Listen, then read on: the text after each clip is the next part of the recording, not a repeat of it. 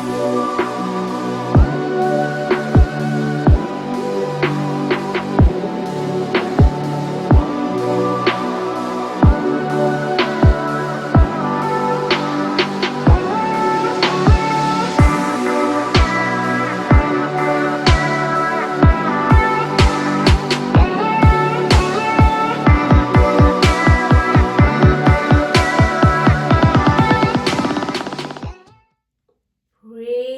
the Lord. जय मसीह की। Welcome to walking on water Wednesdays. मेरा नाम है अंजलि नाथ। आइए हम मिलकर परमेश्वर पर निर्भर होना सीखें। आज हम अपनी बातचीत को जो हम एस्तर की पुस्तक की कर रहे थे उसे कंटिन्यू करेंगे। आज हम चैप्टर 6 को देखेंगे, उसका पूरा रिकैप देखेंगे। किसी ने बखूब कहा है, I may not be able to always depend on people, but I know I can depend on God. मैं हमेशा चाहे लोगों पर निर्भर ना रह सकूं, लेकिन मुझे पता है कि मैं परमेश्वर पर हमेशा निर्भर रह सकता हूं। जब मैं टाइटल ढूंढ रही थी इस चैप्टर का, as perfect timing of God, जब हमें इस चैप्टर में दिखता है, परमेश्वर मुझे ले गए अबाउट डिपेंडिंग ऑन गॉड। कैसे हमें परमेश्वर पर निर्भर करना सीखना चाहिए।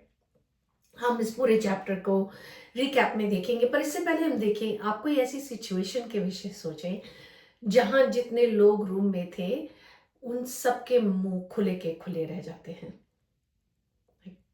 वाह, ओके, उस थॉट को होल्ड करके रखिए। हम चैप्टर में देखते हैं पहला बैंक्वेट जब लास्ट चैप्टर में खत्म होता है, एस्तर रानी बिना कुछ मांगे उन्हें सेकंड बैंक्वेट के लिए इनविटेशन देके भेज देती हैं। और चैप्टर शुरू होता है कि राजा रात को सो नहीं पा रहे। बहुत क्लियर है कि उससे पहले उन्होंने अल्कोहल कंज्यूम किया है, वो नशे में है, फिर भी सो नहीं पा रहे। टेक्निकली जो नशे में होते हैं यूजुअली इजीली सो जाते हैं, पर वो नहीं सो पा रहे। वो अपने लोगों को बोलते हैं, एडवाइजर्स को, कि वो इतिहास की पुस्तक पढ़े, और कोइंसिडेंस नहीं होता, पर वो उसी एपिसोड को पढ़ते हैं जब उनके जो इनक्स थे, हाकिम थे, द्वारपाल थे, बिक्तान और तिरेश, जब राजा को वो हानि पहुंचाने पर थे, युक्ति बनाई थी। जब मुर्दके को पता चलता है तो कैसे वो राजा की जान को बचाते हैं। वर्स 3 में राजा कहते हैं, इसके बदले मुर्दके को क्या प्रतिष्ठा और बढ़ाई की गई। वो कहते हैं उसके लिए कुछ भी नहीं किया गया। एंड टाइमिंग देखें, द स्टोरी टेलर राइट उस टाइम पे कहते हैं कि द्वार से कोई अंदर आता है, और नॉन उन्हीं के उनकी कोई प्रतिष्ठा नहीं करी गई, पर उनकी पूरी कम्युनिटी को मिटाने का प्लान बनाया जा रहा है। सो उनको कोई रिवॉर्ड नहीं मिल रहा है, और बड़ी क्लियरली इसमें बताया जा रहा है कि मुर्दके फिर भी अपनी नौकरी को कंटिन्यूली कर रहे हैं, राजा की सेवा फिर भी कर रहे हैं, विच इज व्हाट हमारा मसीह जीवन है। तो वो कहते हैं वर्स 4 में, आंगन में कौन है, राइट अवे स्टोरी टेलर, जैसी उसको प्रतिष्ठा नहीं मिली, राइट अवे सो कहते हैं हमान राजा के भवन में आते हैं, इस मनसा से कि जो खंबे उन्होंने मोर्दके को टंगवाने के लिए बनाए हैं, उसके लिए राजा से ब्लैंक चेक की तरह साइन करवा ले, परमिशन ले ले, और हमान को टंगवा दें।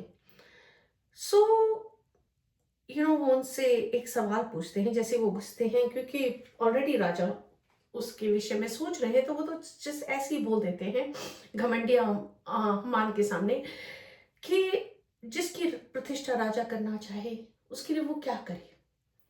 सो आप देख रहे हैं कैसे दो कॉन्ट्रास्ट है। पिछले चैप्टर में एस्तर के पास चांस है, राजा कह रहे हैं कि मैं तुझे आधा राज्य भी दे दूंगा, रानी बोल तुझे क्या चाहिए। वो पॉज करती है और कहती है, नहीं, हाउ अबाउट हम एक और बैंक्वेट करें और आप उसमें आए। Godly wisdom, right? Be still and know that I am God. वो परमेश्वर पे डिपेंड कर रहे हैं। यहां बिना क्वेश्चन पूछे ही हमान सब कुछ ले आउट कर लेते हैं। ये अज्यूम करते हैं कि मेरे अलावा कौन होगा जिसकी प्रतिष्ठा राजा करना मांगे।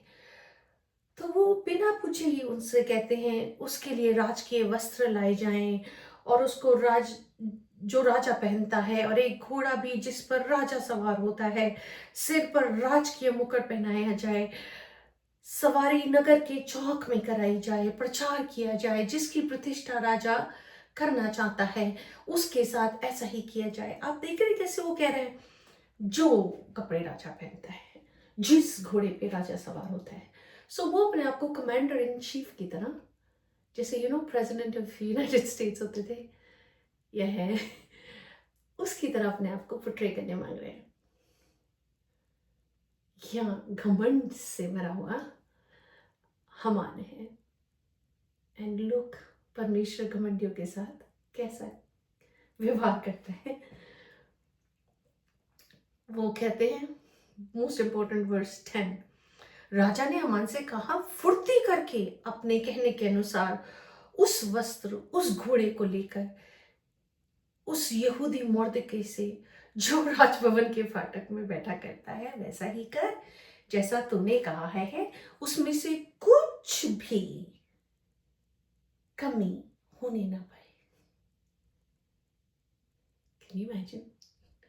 आई स्टिल रिमेम्बर हमारे ऑफिस में जब बहुत सारे लोगों को ना एक साथ ले ऑफ किया गया था, बिकॉज वो लोग आउटसोर्स कर रहे थे जॉब्स को, एंड ऑनलाइन उन्होंने मीटिंग बुलाई, and was a screen full of people, and उन सबको एक साथ बताया गया कि ये मीटिंग इसलिए बुलाई गई है कि तुम सब लोगों को नौकरी से निकाला जा रहा है।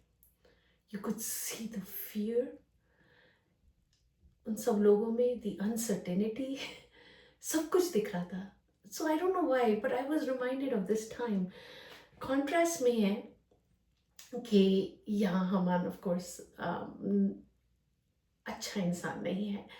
वो इंसान जिनकी जॉ ड्रॉप हुई थी वो अच्छे लोग थे। बट दिस रिमाइंड्स मी कि जब ऐसी चीज़ें होती है ना जो हमें टोटल शॉक में ले जाती हैं, this is just one of those moments. वो टोटल शॉक में है कि परमेश्वर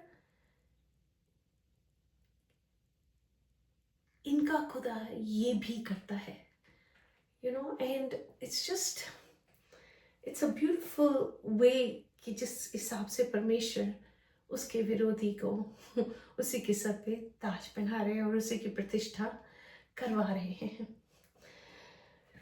जिसकी प्रतिष्ठा राजा करना चाहता है उसके साथ ऐसा ही किया जाएगा।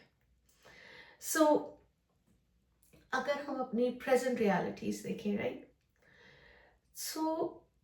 हमने बातचीत करी थी कि वो हमारी अल्टीमेट रियलिटी हो ये ज़रूरी नहीं है। परमेश्वर के पास बिगर और बेटर प्लान है।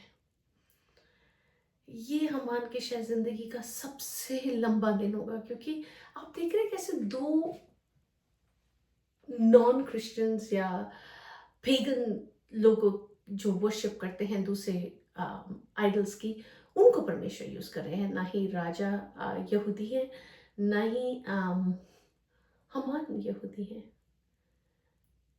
पर यूज किसे कर रहे हैं परमेश्वर के उसको ऑनर दे जो यहूदी है। Great, right? परमेश्वर तो राजाओं के दिलों को नारियों की तरह मोड़ देते हैं। इट्स इम्पोर्टेंट कैसे डिवाइन प्रोविडेंस उनके लिए मुर्दके के लिए काम कर रहे हैं। इत्तेफाक नहीं है, कोइंसिडेंसेस नहीं है। परमेश्वर का जो कहानी को लिख रहे हैं वो इतनी ब्यूटिफुल इस कहानी को लिख रहे हैं। जस्टिस डिले हुई है, डिनाई नहीं हुई है। वो वापस अपनी ड्यूटीज पे चले जाते हैं। बाइबल वर्स 12 में बहुत क्लियरली बताती है, मर्द के वापस राजभवन के फाटक में लौट के अपनी ड्यूटीज करने। ऐसे नहीं कि मुझे राजा ने ये दे दिया, प्रतिष्ठा दे दी, like I am full of myself, I take the day off और अ वीक ऑफ, पर वो वापस अपनी ड्यूटी पे चले जाते हैं। और वर्स 13 में लिखता है, जब वो वापस घर जाते हैं, हामान गुस्से से भरे हुए हैं, राइट? कैन ओनली इमेजिन जब वो मर्दके को फाटक पे दिखते थे और गुजरते थे उसके आस पास से, तब इतने गुस्से से भर जाते थे। पूरा दिन उसकी प्रतिष्ठा गाने के बाद कितने गुस्से से भरे होंगे। वो अपने घर जाते हैं, अपनी पत्नी जरेश से बात करते हैं, वो क्या कहती है, यदि वह यहूदिया के वंश में का है तो तू उस पर प्रबल ना होने पाएगा। अब तो तू नीचे की ही खाएगा। तभी मैंने कहा था last time, his destruction has technically began. ये वो थ्रेशहोल्ड है जो परमेश्वर किस रीति से काम करते हैं ना, पहले इंसान के माइंड को ही फिनिश कर देते हैं, उनके ईगो को मारते हैं, फिर उन्हें दूसरी चैप्टर में और आगे जाने वाली कहानी में लेके जाएंगे, जहां हम हमान के एंड को देखेंगे। बट कैसे है ना, सीधा यही नहीं है कि ग्यालोस में आप हमान को लटकाते नहीं। पहले परमेश्वर ने उनके ईगो को तोड़ा, उन्होंने मोर्दके के सर को ऊंचा किया, अब उसी दुश्मन से उनकी प्रतिष्ठा करें। अगर हम परमेश्वर पे निर्भर होना सीख जाएंगे ना, अपने युद्ध परमेश्वर को देना सीख जाएंगे, परमेश्वर की चलाई चलना सीख जाएंगे, God will fight every battle। हर एक छोटे से छोटा युद्ध हो, चाहे हमारी सेहत का हो, हमारी नौकरी का हो, हमारे बच्चों का हो, हमारे परिवार का हो, शांति का हो, कोई भी चीज क्यों ना हो, उन्नति की हो, काम पे उन्नति हो, प्रमोशन हो, जो भी चीज हम डिजायर करते हैं, जिस भी युद्ध से हम लड़ रहे हैं, चाहे वो हमारा डिप्रेशन का युद्ध हो, मेंटल हो, फिजिकल हो, इमोशनल हो, अगर हम परमेश्वर को सब कुछ सौंप देंगे और उन पर निर्भर होना सीख जाएंगे प्रियो, तो जिस रीति परमेश्वर इस कहानी को लिखेंगे ना, will be so much more beautiful। You know, हम बातचीत कर रहे थे about the story of the Bible। So revelation का जो गैप है ना, जो हुआ नहीं है, उसमें परमेश्वर हम में से हर एक की कहानी लिख रहे हैं। वो तो चेलों की कहानी थी, तिमोथी की, तीतस की, चेलों के बाद सबकी कहानी थी, पर उसके बीच में परमेश्वर हम में से हर एक की कहानी लिख रहे हैं, अपनी इटर्नल बुक में एक किताब लिखी जा रही है, उसमें हम और आप सब हैं। आइए इस दौड़ को इस रीति दौड़े, चैलेंज की तरह। रोमियो 8:31 में लिखा है, God is still the same. अतः हम इन बातों के विषय में क्या कहें, यदि परमेश्वर हमारी ओर है तो हमारा विरोधी कौन हो सकता है? If God is for us, who can be against us? Absolutely no one। क्योंकि परमेश्वर सॉवरेन है, परमेश्वर परमेश्वर है। तो आइए उन्हीं परमेश्वर से के आगे हम अपने तमाम चैलेंजेस को रखना सीख जाए। आइए हम प्रार्थना करते हैं।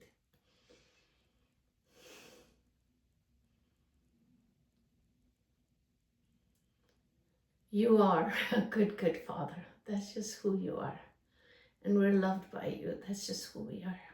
परमेश्वर आप हमारे अच्छे पिता हैं और हम वो बच्चे हैं प्रभु, जिसे आपने बुलाया है, चुना है, खड़ा किया है। हम धन्यवाद करते हैं, आपके सामने आते हैं, आप पर निर्भर होते हुए आते हैं, आपके आगे सब कुछ रख देते हैं। आप परमेश्वर हैं, आप राजा हैं, आप स्वामी हैं। Do what only you can do, God। जो आप आज तक करते आए हैं अपने लोगों के लिए, आगे भी करेंगे। मैं प्रार्थना करती हूँ प्रभु, जिस भी युद्ध से आपके बच्चे प्रभु जी स्ट्रगल कर रहे हैं, चाहे वो मेंटल हो, फिजिकल हो, इमोशनल हो, कम्युनिटी का हो, चर्च का हो, किसी भी रीति का क्यों ना हो, होने दे प्रभु जी। जब वो अपना युद्ध आपको सौंपते हैं तो आप उन्हें जवान से बढ़कर बनाना। पवित्र आत्मा, आप उनका युद्ध उनके लिए लड़ना। प्रभु जी हम धन्यवाद करते हैं, इस आने वाले दिन को, आने वाले हफ्ते को आपके हाथ में सौंपते। Holy Spirit move in our lives. पवित्र आत्मा आप उस रीति कार्य करें जो केवल और केवल आप कर सकते हैं। हर चीज़ में, हर बात में आपको धन्यवाद देते हुए, आदर महिमा इज्जत जलाल केवल और केवल यीशु मसीह आपको मिले। यीशु के नाम में ही मांगती, सुन और दया से ग्रहण करें। आमीन। God bless you. Stay blessed. Stay safe.